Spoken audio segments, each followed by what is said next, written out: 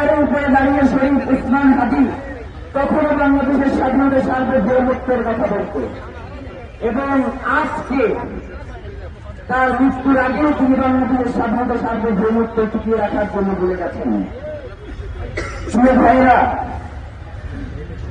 অনেকেই আমরা শহীদ ওসমান হাদি বলতে চাই, তার জন্য আমরা এখানে এসে দাঁড়াই, কিন্তু ততক্ষণ পর্যন্ত আমরা শহীদ ওসমান হাদি বলতে পারব না যতক্ষণ পর্যন্ত আমাদের অন্তরে আমাদের এই ধরনের চিন্তা ভাবনা কাজ করবে যে এই শপথে উপস্থিত হয়েছেন সাংবাদিক ভাই এবং বন্ধুরা, শহীদ ওসমান হাদি রক্ত এবং তার এই আদর্শের পরিবার এবং বাংলাদেশের আপনের জনসাধারণ আপনাদের সকলকে ইনকিলাব মঞ্চ এবং তার পরিবারের পক্ষ থেকে অশেষ কৃতজ্ঞতা জ্ঞাপন করছি।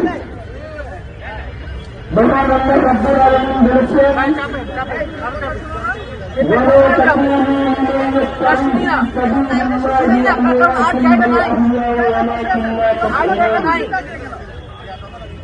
আর যারা আল্লাহর রাস্তায় শহীদ হয় তাদেরকে তোমরা মতো দেবে না, বরং তারা জীবিত তোমরা তা অনুভব করতে পারে না।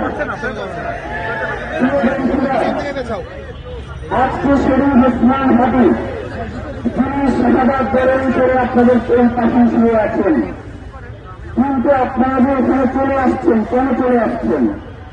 কারণ শহীদ ওসমান হাদি যে আদর্শ, তার যে চিন্তা চেতনা, সেটা আপনার নিজস্ব যে সত্তা ছিল সেই সত্তাকে সরিয়ে দিয়েছে, সেইখানে স্থান করে দিয়েছে। আপনারা এখন প্রত্যেকে একজন ওসমান হাদি হয়ে এখানে চলে আসছেন। সুতরাং আল্লাহ সুবহানাহু ওয়া তাআলার যে বাণী যে তোমরা তাকে অনুভব করতে পারে না, সেই অনুভব না করেই আপনারা চলে এসছেন। প্রিয় বন্ধুগণ, শহীদ ওসমান হাদি আপনারা অনেকেই তাকে 5ই আগস্টের পরে ছিলেন। আল্লাহ আমাকে অত্যন্ত সৌভাগ্যবান করেছেন যে আমি একদম ছোটবেলা থেকেই তাকে চিনি। একজন মানুষ তার জীবদ্দশায় তাকে ছোটবেলায় আমরা দেখেছি যে বাংলাদেশের স্বাধীনতা সার্বভৌমত্ব টিকিয়ে রাখার জন্য যখন শহীদ ওসমান এই ছোট্ট মানুষ এই গাছের সামনে দাঁড়াইলে তাকে দেখা যায় না, এত ছোট। জীবনকে জাহান্নাম বানাতে চায়, আমরা শাহাদাতের মধ্য দিয়ে তাদের জীবনকে জাহান্নাম বানিয়ে দিব।